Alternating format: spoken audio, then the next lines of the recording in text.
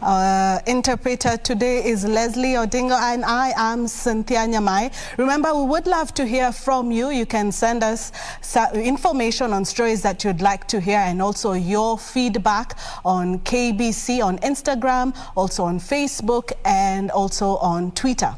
Now, to the first story that I had earlier introduced, Education Cabinet Secretary Professor George Magoha has welcomed the directive by Maranda High School to have all learners tested for drug use before they can be readmitted to the institution. Magoha said there was no doubt some learners use drugs and that the move will help in identifying and isolating errant students, even as schools are set to reopen next week for third term. Wycliffe Oketch with the details.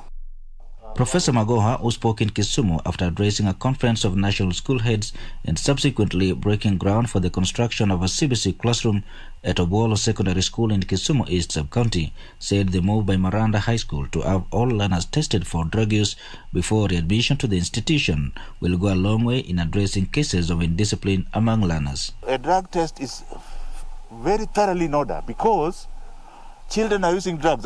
Are you doubting it? Are you doubting it, my friend? Thank you. So I don't know why you want me to comment on the obvious. And let me tell you, we love our children.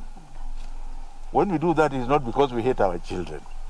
Magoha has in the recent past supported the reintroduction of caning in schools to stem the runaway indiscipline.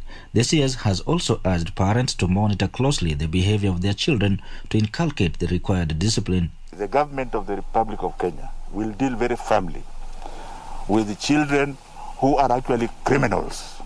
What will you call a child who is burning a boarding school, a boarding house? And the answer starts from home. The answer starts from home. So I'm urging the parents, including you, I'm a grandparent, can we spend time with our children where we take them through the University of Life?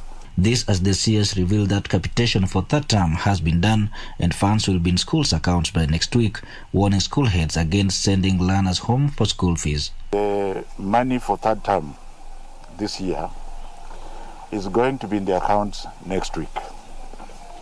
So please let no teacher send any child home. Those are the children who are boarders.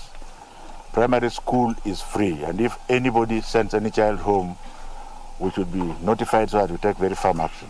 At the same time, CS Magoha said the 10,000 CBC classrooms directed by President Uhuru Kenyatta should be ready by April to facilitate the rollout of the first phase of the competency-based curriculum.